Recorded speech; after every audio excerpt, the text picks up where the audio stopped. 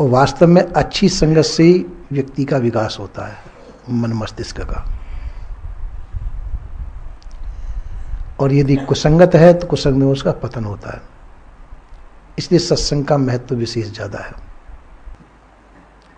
एक जगह किसी वृक्ष पे आकर के हंस बैठ गया, हंसनी। उसकी सुंदरता को देख करके लोग बाग बहुत भीड़ इकट्ठी होती थी, उसके दर्शन करने के लिए आते थे। उस पर कौए लोगों का जो निवास था। उन्होंने कहा कि यह हंस कहां से आ गया, इसको भगाना चाहिए।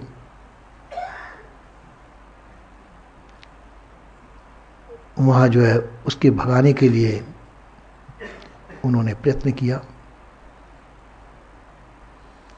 जो उनका प्रयत्न नहीं चला तो उससे मित्रता कर ली, हंस से मित्रता कर ली गई। उस समय एक संत ने शिक्षा दी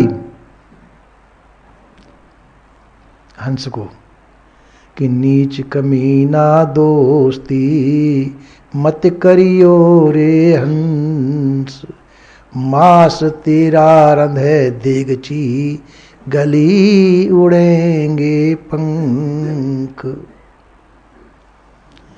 संत ने जब शिक्षा दी है, अरे हंस एक काग नीच पक्षी है, इसके साथ में मित्रता उचित नहीं है, इससे मित्रता मत कर।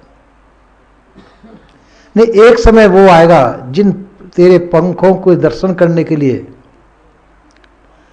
लोग वाग सभी दर्शनों के लिए आते हैं, ये पंख तेरे गलियों में उड़ेंगे, तेरा जो मांस है ये डेगची में रंधेगा, उस दुर्गति को तू प्राप्त होगा।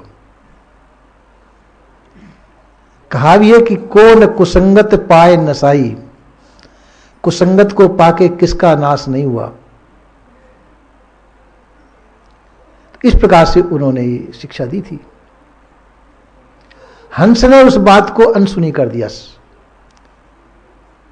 कहा भी रामायण में कि संत अवज्ञा कर्क फल कैसा, जरे नगर अनाथ कर जैसा।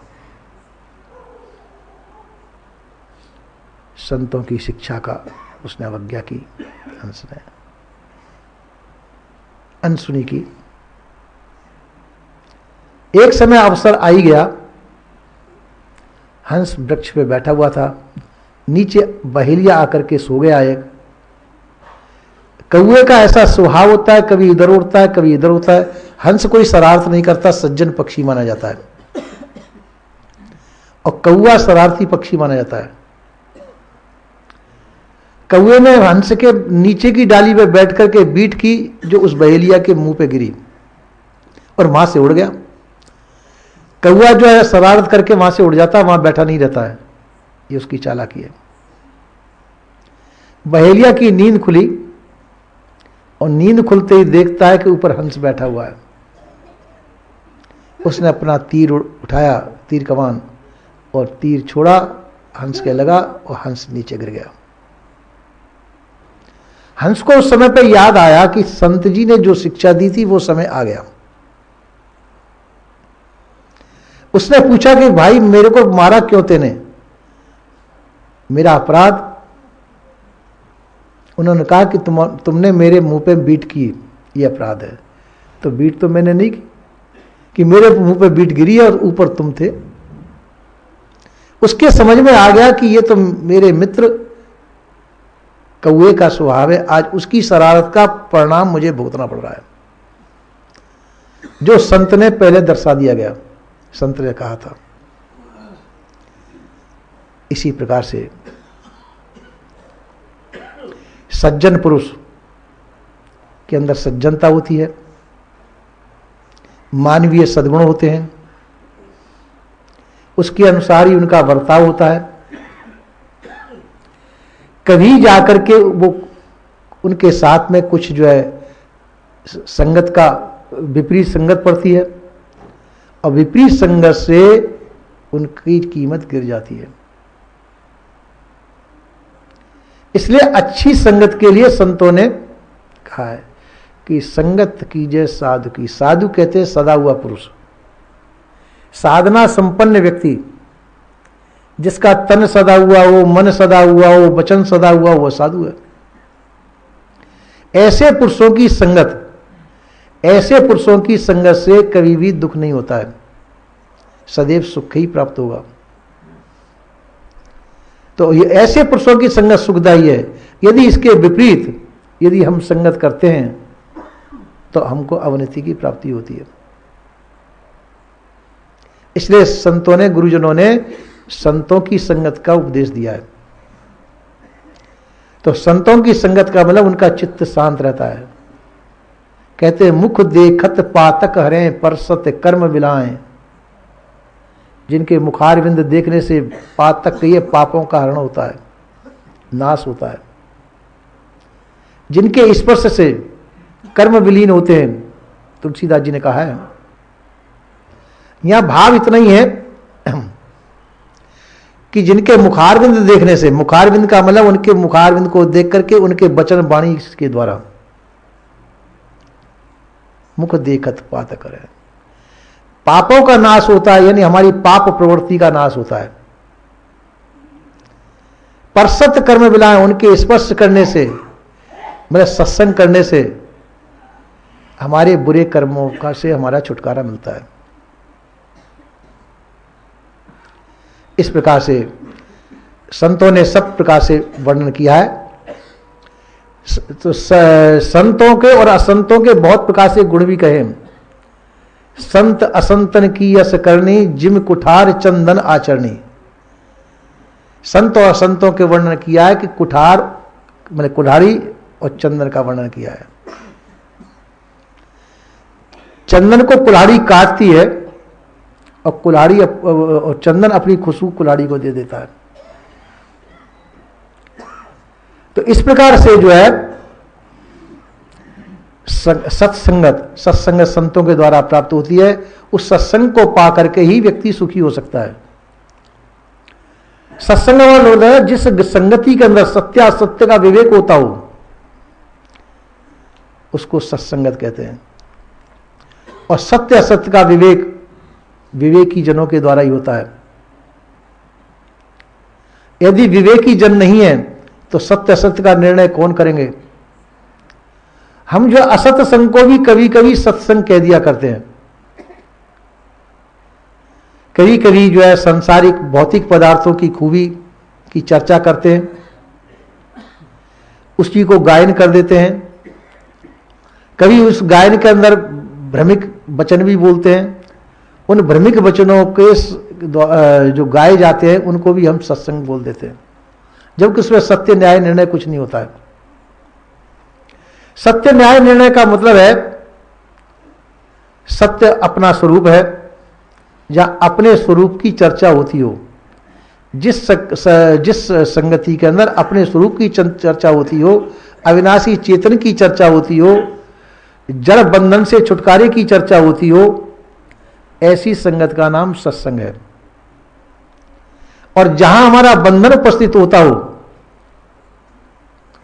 जहां पे बंधन उपस्थित होता हो, विषय विकारों की उत्पत्ति होती हो, वो असत संग है।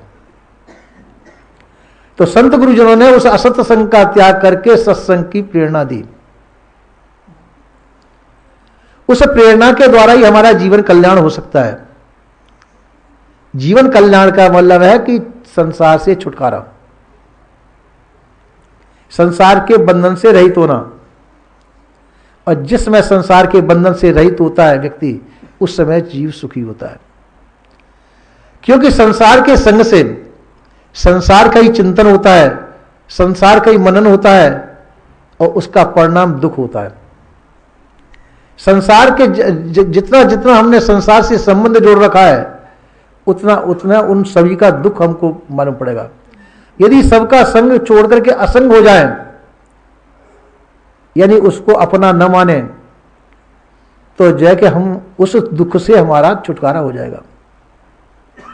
तो संसार में हम रहते हैं, संसार में मोह होता है और संसार के अंदर ही भ्रम भी होता है। तो मोह भ्रम के द्वारा हम भ्रमित और मोहित होते हैं। ये भ्रमित और मोहित होने से ही हम दुखी होते हैं। दुख से छूटने के लिए ही संतों का उपदेश है। तो उस उपदेश को सुनकर के हम जो है संसार का संग छोड़ करके अपने घर में आए, अपने स्वरूप में आकर के प्रतिष्ठित हों। जो संसार में रहते हुए संसार के कर्म व्यवहारों को करते हुए जिसको अपना चेत बना रहता है कि मैं क्या हूं, मैं जो है संसार से असंग हूं, ये सब जो है सही का व्यवहार है। सही का व्यवहार भी विचार पूर्वक शुद्धता पूर्वक जो करता है प्राणी, और संसार के मोह से जो रहित होता है, तो संसार में रहता हुआ वो मुक्त है। क्योंकि बंधन मोह ममता आसक्ति का है। जिसके अंदर मोह ममता आसक्ति नहीं तो वो मुक्त है। पर ऐसा कह तो मैंने सरलता से दिया है पर यह होना बड़ा मुश्किल पड़ता है। क्योंकि जिस घेरे में हम रहते हैं उस घेरे की कुछ जिम्मेवारियां हमारे ऊपर होती हैं। उन जिम्मेवारियों को निभाने के लिए व्यवहार लेना पड़ता है, और उस व्यवहार में यह सब कुछ होता ही है। कोई अच्छे विवेकशील प्राणी हो, सब तरह से विचारमान हो, तो वो सब इन कामों को कर करके भी वो इन सब के बंधन से रहित होते हैं। संसार के व्यवहार करते हुए जो संसार से अछूता है, वास्तव में वही विवेकशील है। और आप कहा जाए कि तो संसार का संग छोड़ देना चाहिए क्या? तो संसार का संग छोड़ के जाएंगे क्या? जहां भी जाएंगे वहां संसार ही है।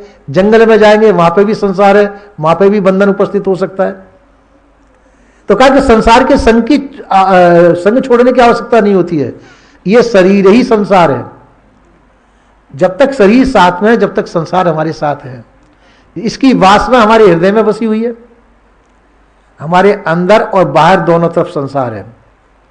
बस विचार की बात यह है कि इससे व्यवहार लेकर के इसमें अहमता ममता का त्याग कर दिया जाए, और जो है कि संसार का व्यवहार संसार के तरीके से किया जाए। संसार का तरीका मतलब पाप में तरीका नहीं है। संसार का तरीका मतलब अहमता ममता का त्याग करके शुद्ध अपने कर्तव्य का पालन किया जाए। किस समय पे क्या करनी है और क्या अकरनीय है, करणीय अकरणीय का विचार करते हुए हमको शुद्ध भाव से कर्तव्य कर्म करना चाहिए। तो ऐसे शुद्ध भाव से कर्तव्य कर्म करने से हमको उसकी आसक्ति नहीं होगी। जब आसक्ति नहीं होगी तो वो बंधन भी उपस्थित नहीं होगा। तो ऐसे बंधन मुक्त जो कर्तव्य कर्म है उनको करते हुए हम सभी प्रकार से सुखी रह सकते हैं। और जिसमें संसार का भाव लेकर कर्म करते हैं तो संसार में हर्ष शोक आदि ये होंगे, हानि लाभ का विचार होगा, तो हमारे के अंदर दुख होगा। जहां प्रियता अप्रियता होगी, ये होना चाहिए वह नहीं होना चाहिए, ऐसे विचार हमारे मस्तिष्क में आएंगे तो हमको सुख दुख भोगना पड़ेगा, सुखी दुखी होना पड़ेगा, वर्तमान में ही होना पड़ेगा। तो इसलिए विचारवान संत सोचते हैं कि जैसा जैसा होना है, होनहार सोई तन होई, ताय मान जीव काय करोई। जो होनहार है वो होके रहेगा, अनहोनी कभी हो नहीं सकती है। तो ऐसा सोच करके वो सुख दुख से रहित होते हैं और किसी प्रकार से भी दुखी नहीं होते। क्योंकि संसार जैसा चल रहा है वैसा चलेगा। अपना जो करने का है विवेक पूर्वक, वह विवेक के प्रकाश में वह सभी कर्तव्य कर्म कर देना चाहिए। उसके बाद में जैसा भी हो वैसा होगा। ऐसा व्यवहार संतों का रहता है। बोलिए श्री सद्गुरुदेव की।